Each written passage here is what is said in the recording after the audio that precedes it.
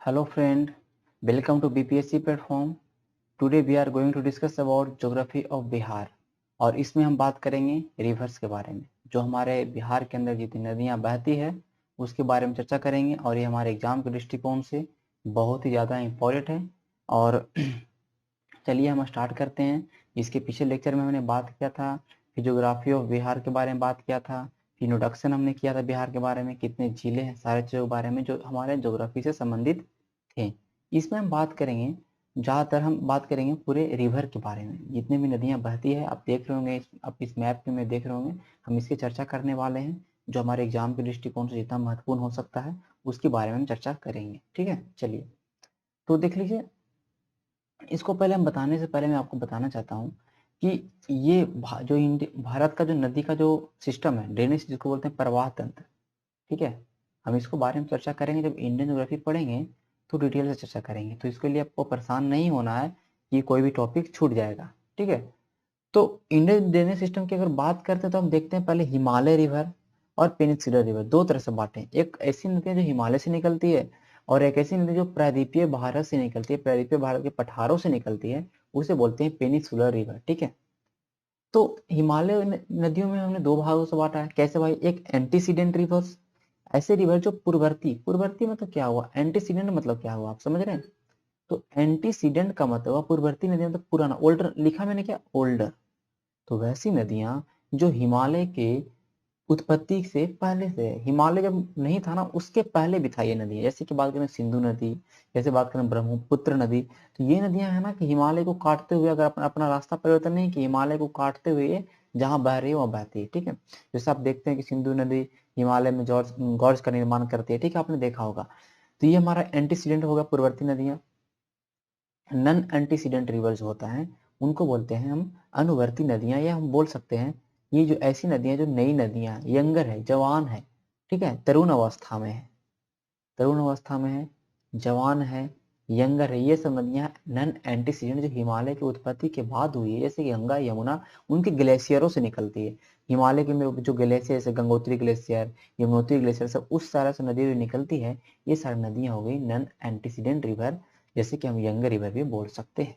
हम peninsular river की बात करते हैं तो कुछ नदियां देखते हैं, पेनिसुलर रिवर जो पढ़ेंगे हम तो बांटेंगे हम। कुछ नदियां ऐसी नदियां जो पश्चिम पश्चिम की ओर बहती है, कुछ नदियां जो ईस्ट की ओर बहती है। तो ऐसी नदी जो वेस्ट की ओर बहती है वो अरब सागर में गिराएगी जल, और ऐसी नदी जो ईस्ट की ओर बहेगी वो कहीं ना कहीं बंगाल खाड़ी में जल्दी गिराएगी। ठीक है, बंगाल की खाड़ी में गिराएगी, हो सकता है वो गंगा नदी में मिल जाएगी, फिर गंगा नदी के सहारे वो बंगाल की खाड़ी में गिरेगी। ये आपको कंफर्म, ये तक आप लोग को समझ में आ गया होगा। ठीक है, अब आगे हम चर्चा करने वाले हैं, एक एक करके सारे नदियों के बारे में डिस्कस करेंगे। आप देख रहे हैं घाघरा, गंडक, बूढ़ी गंडक, सबके बारे में डिस्कस करेंगे और देखिए जो भी हमारा हो सकता है। ठीक है, एग्जाम के लिए महत्वपूर्ण। तो पहले तो हम पढ़ लेते हैं भाई गंगा नदी के बारे में।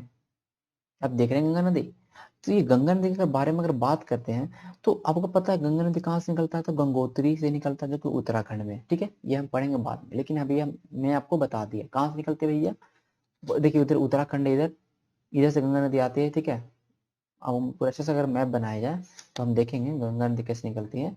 इधर उत्तराखंड इधर से निकलती है, इधर से होते होते इधर, ठीक है, ये पूरा यूपी से होते हुए इस तरह से वो गंगा नदी, ठीक है, आप देख रहे हैं ये गंगा नदी थी। तो गंगा नदी निकलती कहाँ से? गंगोत्री से। चीजों को ध्यान से समझिए, मैं आपको बहुत डिटेल से बताऊंगा जब मैं पढ़ाऊंगा इंडियन ज्योग्राफी, तो आपको परेशान नहीं होना, लेकिन मैं भी थोड़ा सा बताता, ठीक है। यूके, उत्तराखंड से यूके। अब ये गंगा में जो हमारा ये बिहार में आके मिलती है, तो बिहार में मिलती है छपरा के पास। कहाँ? छपरा डिस्ट्रिक्ट में।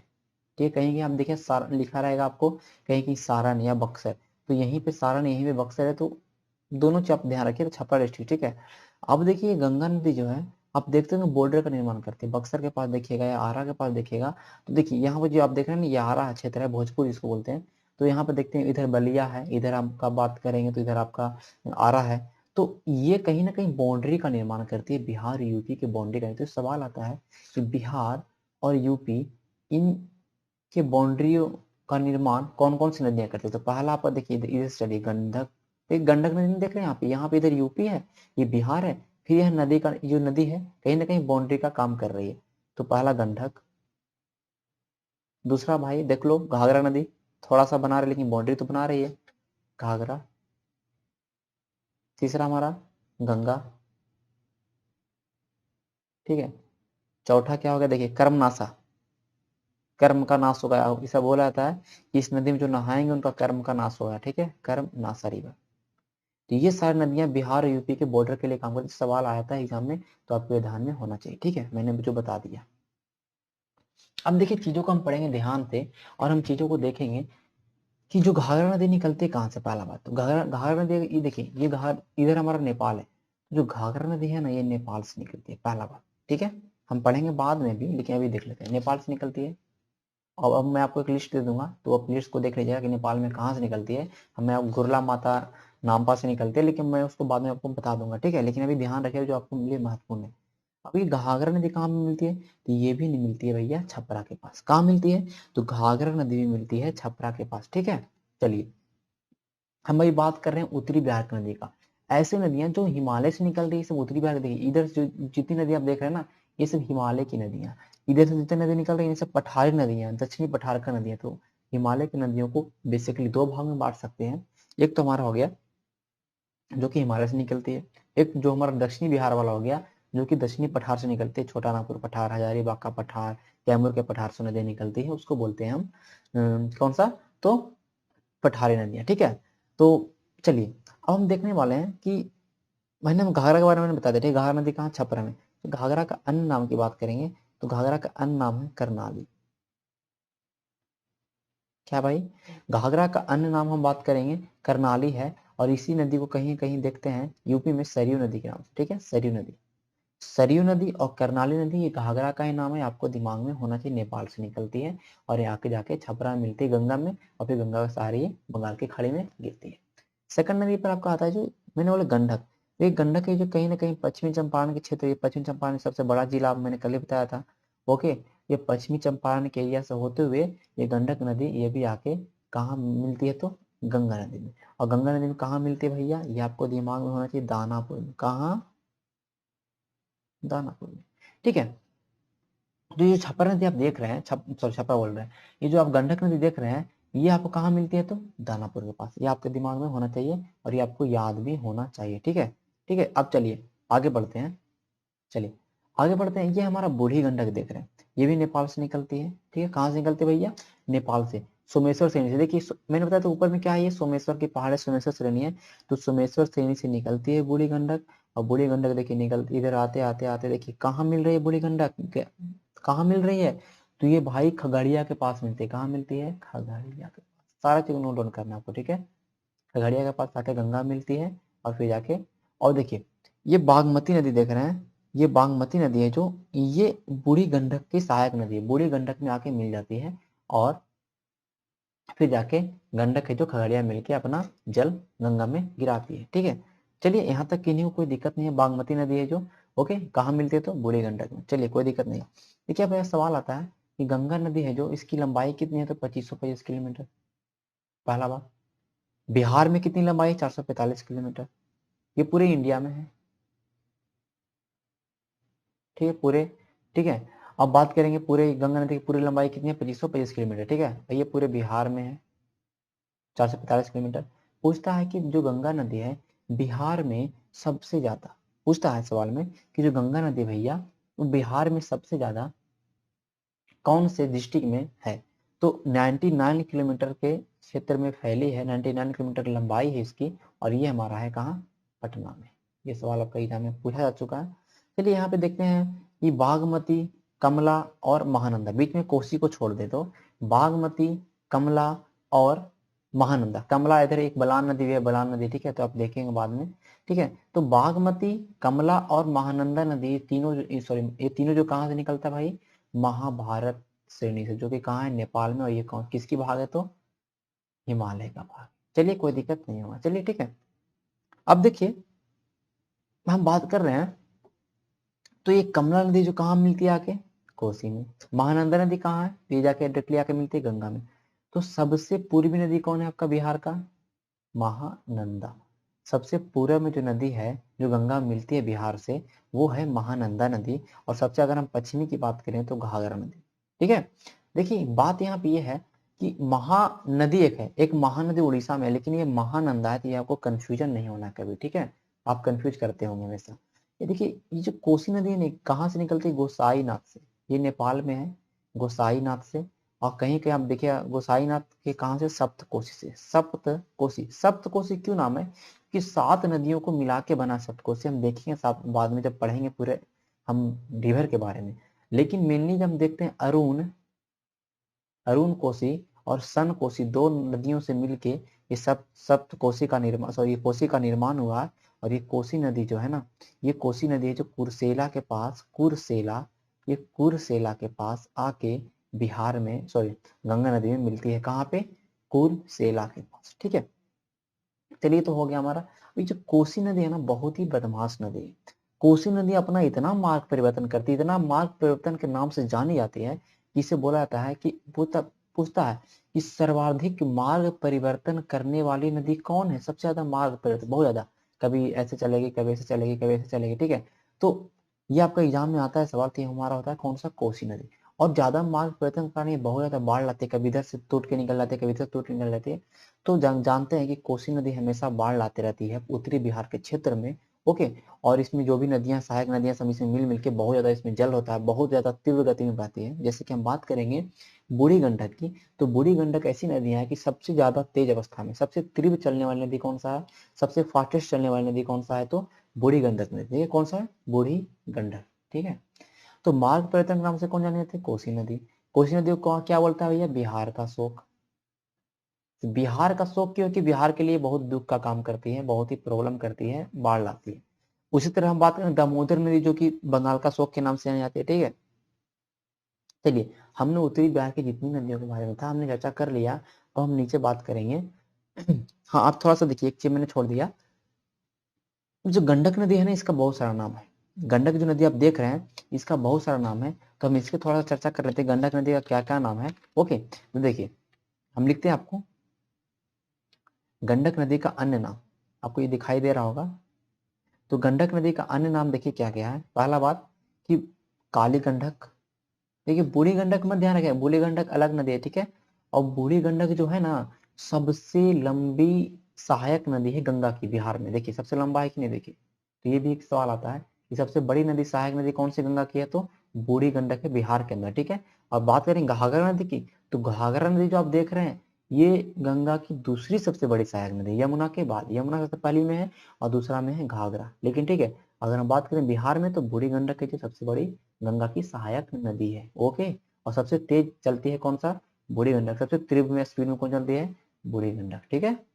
काली गंडक नाम है सदानीरा, नारायणी, ठीक है। काली गंडक, सदानीरा, नारायणी, ओके, सालिग्रामी। तो 4 नाम हमने बताया बूढ़ी गंडक का, आपको याद रखना, सॉरी गंडक का, ये आपको याद रखना। घाघरा का मैंने 2 बताया, सरयू और कर्णाली नदी। ओके, कोई दिक्कत नहीं। चलिए, अब हम बात करेंगे भाई नीचे का नदी, कर्मनाशा का। चलिए, मैं थोड़ा सा हट जाता हूँ, उसके बाद आपको अच्छे से दिखाई देगा। अब देखिए, जो कर्मनाशा नदी है ना, ये निकलती है कैमूर पठार से। पहला बात, कहाँ से निकलती है भैया? कैमूर पठार। और ये कैमूर पठार से निकलती है, और ये कहाँ मिलती है? तो चौसा के पास, बक्सर में। कहाँ मिलती है? चौसा के पास, बक्सर में मिलती है गंगा नदी। चौसा का युद्ध पता है ना, 1539 में हुआ चौसा का युद्ध। कहाँ? तो शेरशाह सूरी के बीच में, और किसके बीच में हुआ था हमारा? तो इसके बीच में, ठीक है, बाबर के बीच में, ठीक है। तो सॉरी, बाबर नहीं, हुमायूं के बीच, सॉरी हुमायूं के बीच में, ठीक है। तो ये ध्यान रखिएगा, मैं बाबर बोल दिया। तो देखिए, तो ये चौसा का युद्ध हुआ, और यहीं पे देखिए, ये चौसा में ही मिलती है जो बक्सर में है। और चौसा में कौन सा नदी मिलती है भैया? कर्मनाशा। और इसमें जो नहाता है उसका कर्म, सब कर्म का नाश हुआ था, ठीक है। ऐसा बोला था कि श्रापित नदी बोला था इसको, अपवित्र नदी के नाम से बोला था, कि जो कि बिहार और यूपी की सीमा का निर्धारण करती है। ओके। सोन नदी की बात करें तो अमरकंटक का पठार से निकलता है, ये पढ़ा आपने, अमरकंटक का पठार से निकलता है। अमरकंटक का पठार एमपी में है भैया। मैकाल, अमरकंटक की पहाड़ी से निकलता है, और ये मैकाल का पठार से, ठीक है। मैकाल पठार, तो अमरकंटक की पहाड़ी, अमरकंटक का पठार है, कोई गलती नहीं होना चाहिए, ठीक है। सोन नदी निकलती है। और ये सोन, देखिए इधर वाली जितनी नदियां हैं ना, ज्यादातर पानी नहीं रहती, क्योंकि ये नदी, जितनी नदियां हैं, ये सारी नदियां वर्षा पे डिपेंड है। वर्षा होगी तब इसमें पानी रहेगा, ठीक है।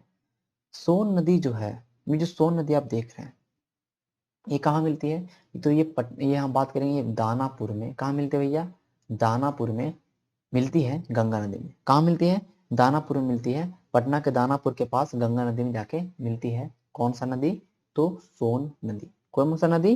तो सोन नदी। ठीक है, चलिए आगे चलते हैं। आगे आप देख रहे होंगे पुनपुन नदी। तो पुनपुन नदी निकलती है पलामू पठार से। पुनपुन नदी निकलती है भैया पलामू पठार से, जो कि झारखंड में है। और ये आके मिलती है गंगा में। कहाँ? तो फतुहा के पास। कहाँ मिलती है? फतुहा के पास। सवाल आया है 63वां बीपीएससी में कि फतुहा के पास कौन सी नदी मिलती है? तो आपका उत्तर होना चाहिए कौन सी नदी भाई? तो हमारा पुनपुन नदी। ओके, फल्गु नदी की बात करेंगे तो फल्गु नदी जो है हमारा निकलता है कौन सा पठार से? तो ये देखिए छोटा नागपुर का पठार, कहीं कहीं आपको एग्जाम में देगा छोटा नागपुर का पठार या हजारीबाग का पठार।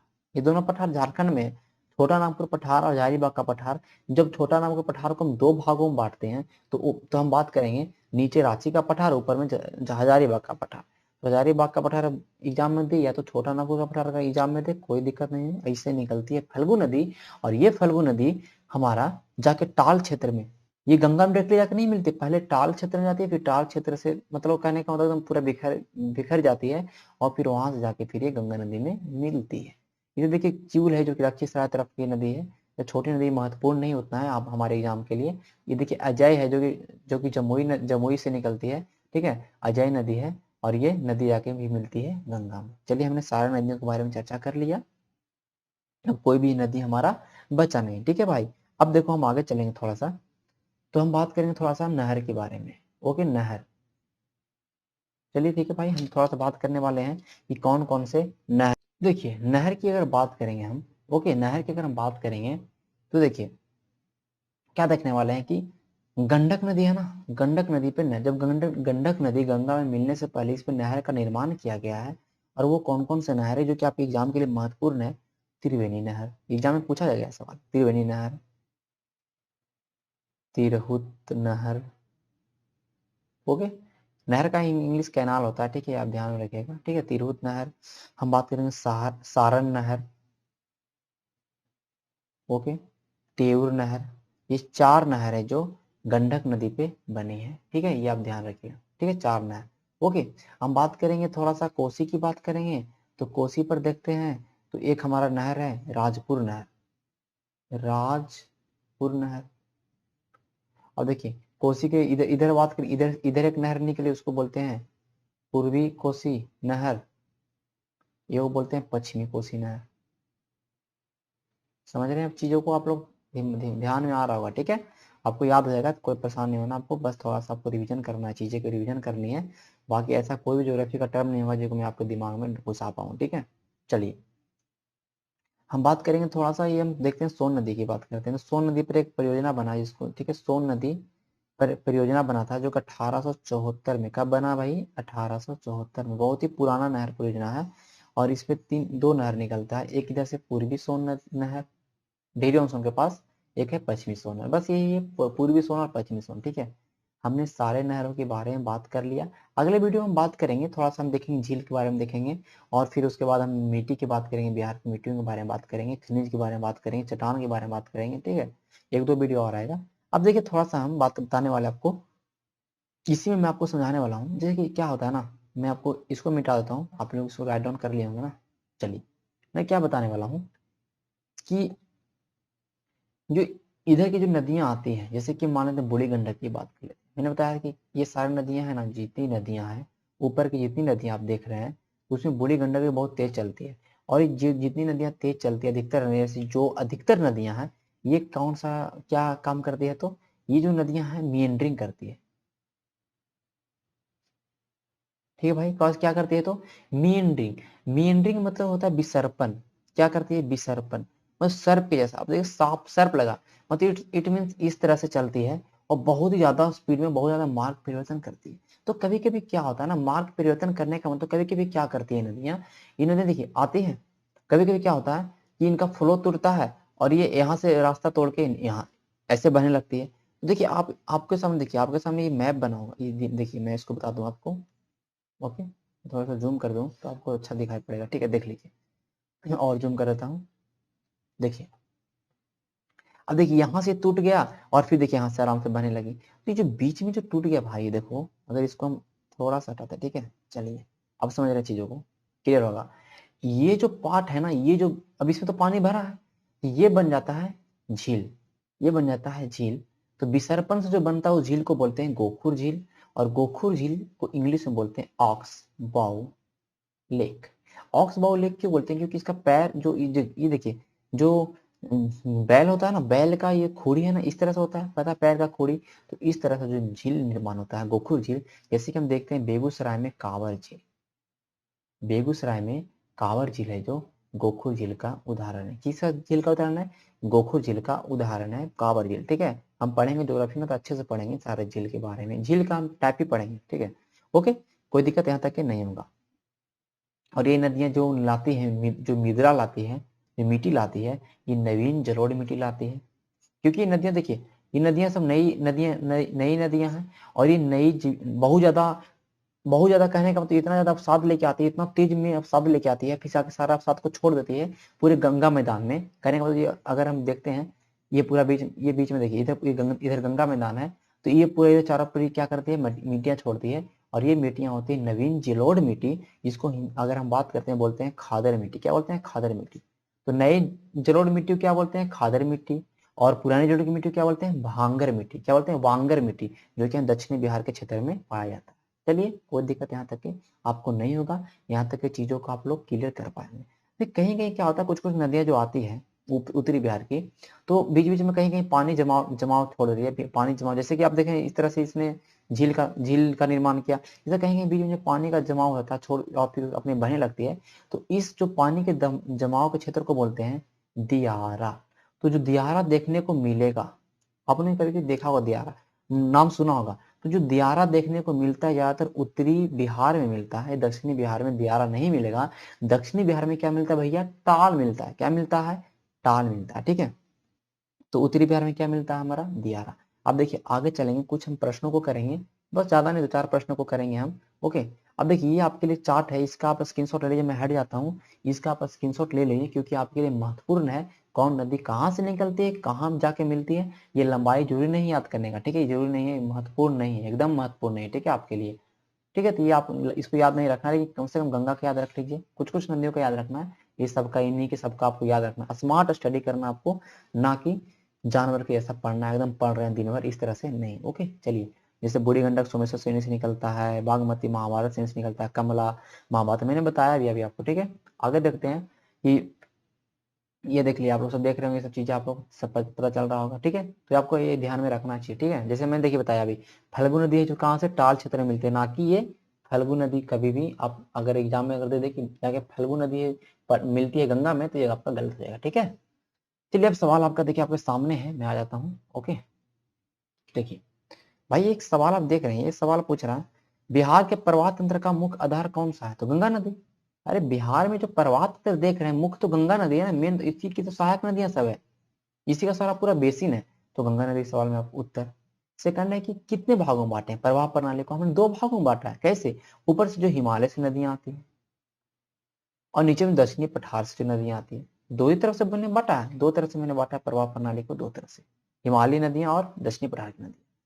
कौन सा नदी हिमालय से नहीं निकलती है? गंडक कहाँ से निकलती भैया? नेपाल से, तो हिमालय से निकलेगी कन्फर्म है। बागमती, ये भी नेपाल से। बागमती कहाँ से निकलती है? महाभारत श्रेणी से, महाभारत श्रेणी तो नेपाल का भाग है। कमला बनाल, कमला नदी भी हमारा कहाँ से? नेपाल से, मैंने अभी जस्ट बताया। लेकिन सोन मैंने बताया था अमरकंटक की पहाड़ी, और ये जो अमरकंटक की पहाड़ी है तो कहाँ भैया? तो ये मैंने अभी मैंने बताया मालवा प्लेटू पर, मालवा के पठार पे है, और जो कि हमारा हिमालय का भाग नहीं है, हमारा ये दक्षिणी कहने का प्रायद्वीपीय भारत का भाग। चलिए तो हमारा उत्तर हो गया ये। कौन सा नदी पठारी भाग से नहीं निकलती? उल्टा पूछा। पुनपुन कहाँ से निकलता है? पलामू, तो पठारी भाग से निकलती है। हल्लू कहाँ से निकलता है? हजारीबाग या छोटा नागपुर, निकलती है। कर्मनासा कैमूर का पठार से निकलती है, जाके मिलती है चौसा में। हल्लू कहाँ? टाल में। पुनपुन कहाँ मिलती है? तो हमारा फतुहा में। अब महानंदा, मैंने बताया महानंदा निकलती कहाँ से? सबसे पूर्वी नदी है, निकलती कहाँ से भाई? महाभारत श्रेणी से, मिलती है कहाँ? तो गंगा में। गंगा में कहाँ मिलती है? मनेर के पास। कहाँ मिलती है? मनेर के पास। चलिए कोई दिक्कत नहीं होगा। आगे चलने वाले हैं। बिहार के उत्तरी गंगा मैदान में मिलने वाली नदियों में कौन सा शामिल नहीं है? ये बोल, बस कुछ नहीं पूछा, बस बोला कि उत्तरी में कौन सा नहीं है। तो पता है कि सोन नदी कहाँ से मिलती है? दक्षिण की तरफ से मिलती है। बागमती, गंडक, सरयू सब कहाँ से मिलती है? हमारा उत्तरी बिहार में। और इस सरयू नदी का नाम क्या है? तो एक और नाम करनाली, एक और नाम बताइए घाघरा। कहाँ से निकलती है? हमारा कहाँ से आती है? तो ये हमारा नेपाल से आती है और यूपी होते हुए बिहार में आती है। कहाँ बिहार में मिलती है? छपरा के पास। और गंडक नदी का नाम है सादा मीरा, शालीग्राम, काली गंडक, ठीक है, नारायणी, ये सब का इसका नाम है तो गंडक का। ओके चलिए, कमला नदी कहाँ प्रवेश करती है? कमला नदी जो है, ये जो कमला नदी है ये जयनगर में प्रवेश करती है। ठीक है, कमला नदी कहाँ प्रवेश करती है भैया?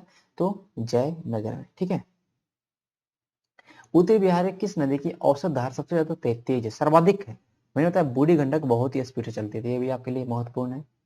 पुनपुन नदी कहाँ से निकलती है? पलामू पठार से। छोटानागपुर पठार से कौन निकलेगी? फल्गु। कैमूर से कौन निकलेगा? कर्मनासा। अमरकंटक से कौन निकलेगा भैया? सोन। कितना आपको मैं बार बार रिवीजन करवा रहा हूँ चीजों को। कौन सी नदी गंगा में नहीं मिलती है? मैंने बताया फल्गु टाल में मिलती है। ये बात खत्म।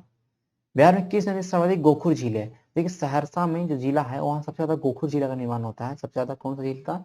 गोखुर झील का निर्माण सबसे ज्यादा कहाँ होता है? सहरसा में। ठीक है, कहाँ भैया? सहरसा के क्षेत्र में। चलिए, हमारा आज का सेशन को हम यहीं पे समाप्त करते हैं। मुझे आई होप कि आपको सेशन बहुत अच्छा लगा होगा। तो चीज आपको ऐसा करिए कि आप चैनल को सब्सक्राइब कर लीजिए अगर आप नए हैं तो, और बेल आइकन को दबा दीजिए, आपको नोटिफिकेशन मिलता रहेगा।